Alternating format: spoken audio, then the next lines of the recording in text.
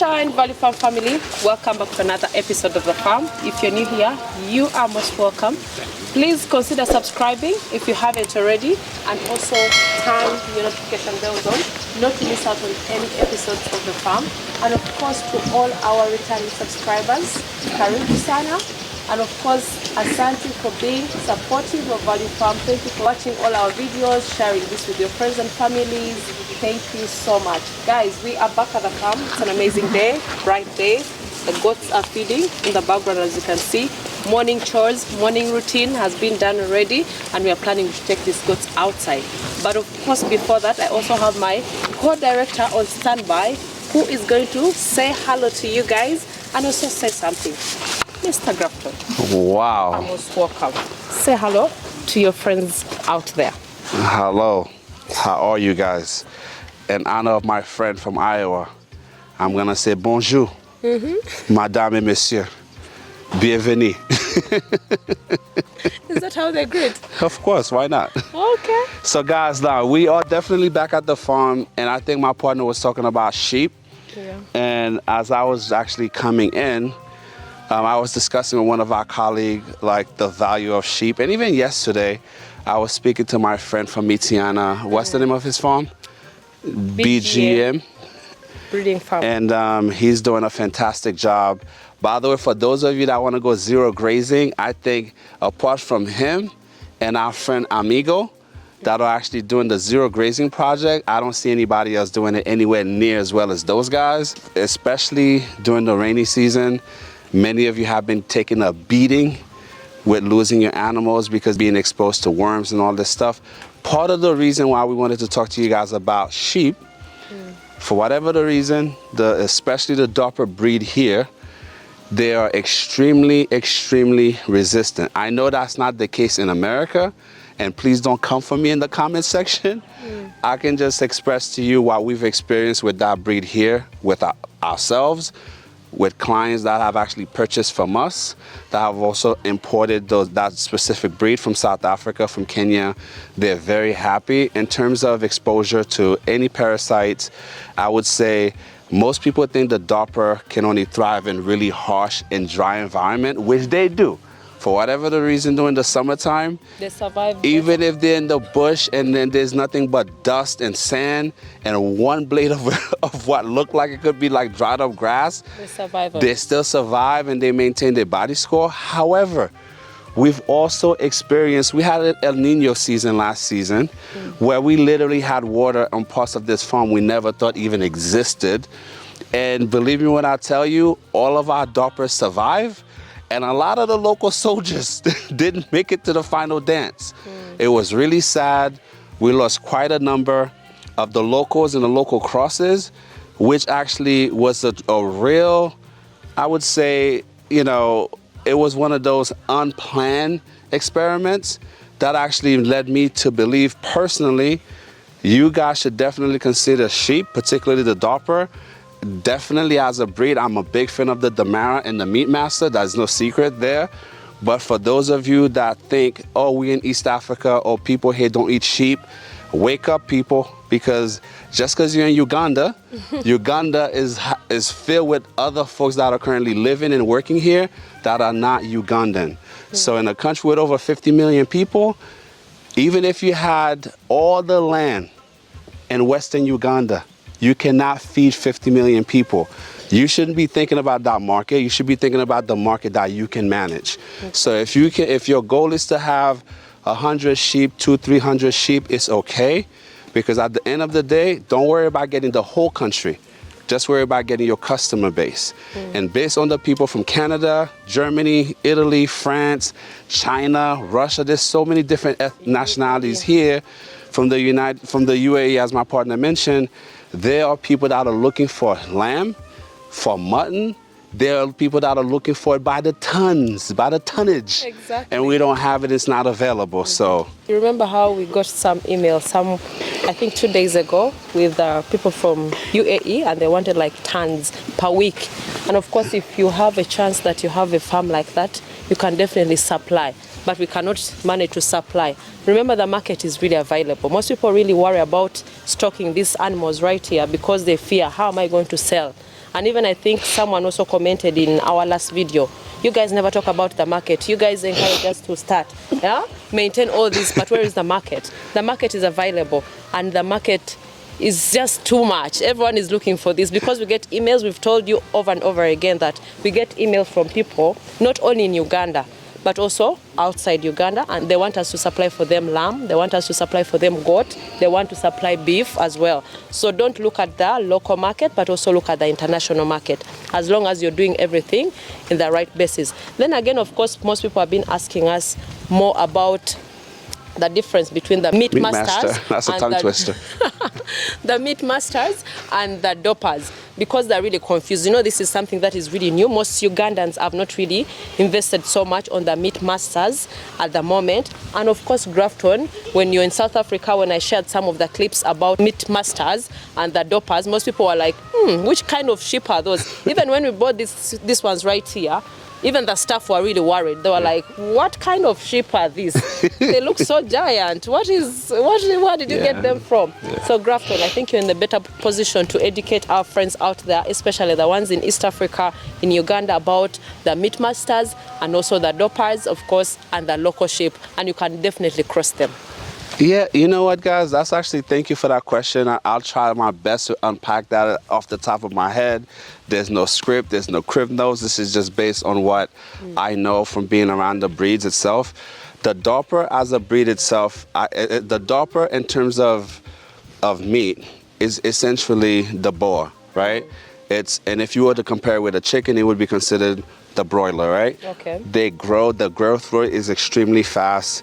The conversion from food to weight is actually at the top of the chain. And a lot of you guys need to understand the difference between both lamb and mutton. Mutton is definitely a sheep that's older than at least 6 months and older, because at that point the meat is more mature and it has a stronger taste, a stronger smell.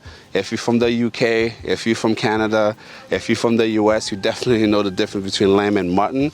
Typically lamb, it costs a bit more, because they definitely have to process that animal at a much younger age. So you don't get as much weight because you have to get it at the right, I would say at the right age for it to be classified as lamb.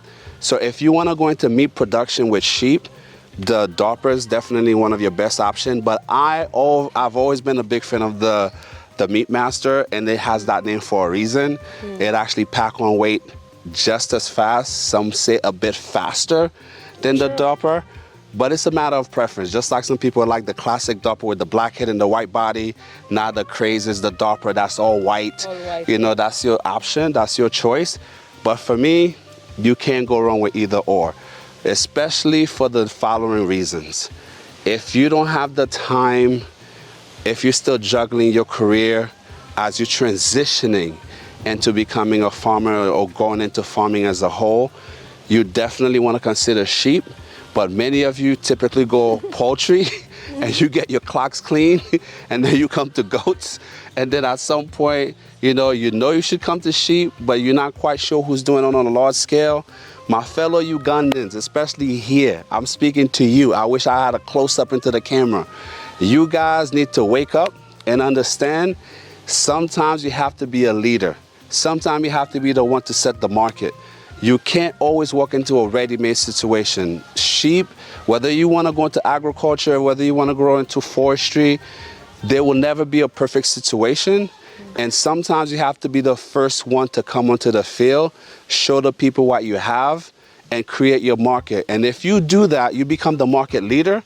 You become the industry trusted advisor in that field, and that will always give you that advantage of you being first to market. Most people in this country, though I love the people here, I love the food, a lot of my fellow Ugandans, brothers and sisters here, they like to see everybody do something first. Then they go for And then they let you take the risk first. And then when they see you driving a brand new car or you moving into a better neighborhood and they see you doing well, that's when they want to get into it. Case in point, if you guys have ever come to Kampala, there's about 1 million pharmacies. In fact, if you go to Chanja, there's one company, I know I keep saying this, but it boggles the mind. There's one particular pharmacy, they literally have one pharmacy across the street from each other. I don't understand. And you can see in this industry, especially when it comes to to livestock management. It's okay to be unique. It's okay for you to take a different path. It's not just Doppler, it's not just Meatmaster. Merino, if you want to get into both wool and meat. In fact, the Merino sheep itself is a tremendous breed. Last time they did a taste test about 3 years ago. I forgot the article, and I believe they tested 100 blindfold individuals, right? They actually ended up choosing the Merino meat over the Doppler. I don't want to start any beef, but listen, you know, a lot of people prefer that meat. It's a bit more milder, a bit sweeter. But so don't just think of Doppler or Meatmaster. It's whatever you feel comfortable doing. But the worst thing you can do is absolutely nothing, because you don't think people here want to eat sheep. I was in the car yesterday with my friend. Was it yesterday? Actually, the day before, as I was looking at places around Kampala, and there's a local Hajjet here. I was so shocked to hear her say, you know, I'm growing accustomed to eating lamb. Okay. And then we have also test subject number 1 here. When I first came to Uganda, I'm sorry, I'm pulling you under the carpet here. Wow. When I first came to Uganda, this Tina here, Miss Kampala Nightlife herself, was one of those people. If you told Tina, hi, let's go to the supermarket, let's buy some lamb. It's like, lamb, sheep in Uganda. No, thank you. But guess what? After eating sheep so many times while we're starving in the back of the car on the road, now her favorite meat is? Lamb. Thank you very much. I have come. You know, if you're religious, it's your job to save a soul. You gotta snatch a soul from the devil every once in a while. Well, I snatched a soul who never used to eat lamb, and now you completely devoted to eating lamb. Yes or no? Also spread the gospel to other people. You see? So if we can get Tina, who is one of the most strong-willed, that's a kind way of saying a bit stubborn, to actually consider something other than chicken or beef, to the point where she's eating lamb. Just think what you can do in your region. And I'll give you guys a really quick example. I know this is a bit long, but follow me here for a moment. I remember the days when I started to do research in Uganda about the best livestock to have, or whichever sector to go into. Yeah. Rabbit farming was something people thought was just done for pets. That's what the kids in the village kept as they were growing up, right? For fun. But guess what? Well. Literally now, rabbit meat, particularly restaurants that specialize offering rabbit meat as their specialty, is so highly sought after, they cannot even find enough rabbit meat to satisfy the market and the consumer base, right? Yeah. So what does that tell you? Be the first. Don't be afraid, okay? Take a chance. You don't have to go big. We always tell you guys to do what? Start small, but think big. And by the time you blank, you may start with a few sheep here, and then within the next year or so, you're gonna end up with at least 50 plus. Guess what? The moment you got at least 20 female in production, you're in business. So take a chance, give it a chance, think about it, do your research, and then, of course, if it's gonna work for you, take the reins. Actually, I'm going to show them the cross that we have of the Meatmaster here. The lamb that is 3 months. It's unbelievable. And this lamb is so strong.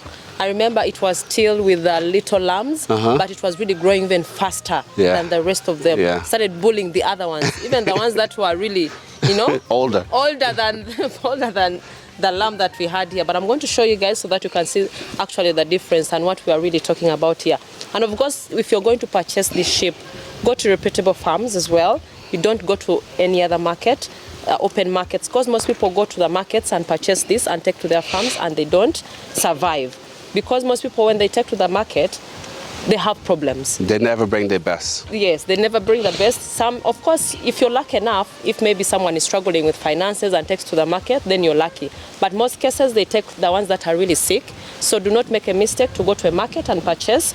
Go to a farm that is reputable, that at least has their records. Because whenever someone comes to purchase anything from Value Farm, we give you all the records.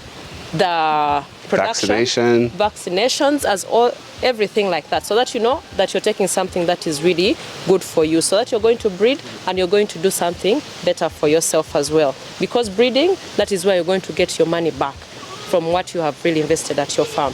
But that is exactly what we wanted to share from this. Is there anything else? I do actually. I want to add 2 quick tidbits here and then we keep it moving, guys. A word of caution, because a lot of new farmers are falling victims to people selling them breeds that fall far below the standard. True. You should always aspire to get into the business, but get in it the right way. I think many of you think the way you can become a successful farmer, especially in livestock management, you need to have 1,000 goats, you need to have 1,000 sheep. You don't need that. It's okay to start with few, but start with the best genetics you can find, because at the end of the day, there are farmers around us, not too far from here, that might have 1,000, 2,000 goats, right? But then the 70 goats that we have here, for example, that are really tremendous, pure stud genetics, is worth 3 times more than the goats that they have at their farm. So if that's you, if you want to get into sheep farming, if you want to get into goats, pigs, whatever it is, make sure don't go cheap, because we always tell you cheap is the most expensive. Because when you buy a stud animal, that animal has been bred to come as close to perfection as possible. So what does that mean? They have the built-in resistance that was bred into that line. And that specific breeder and judges that maintain that breed standard, they look for the body conformation. They look for the way the animal itself is built. Not only that, that breeder will definitely select the females and the bucks that have the best outcome in terms of reproduction. So you definitely want to put your money into quality, not necessarily into quantity. Now, getting out the gate, you might not be able to start out with all pure animals or stud animals, and that's okay.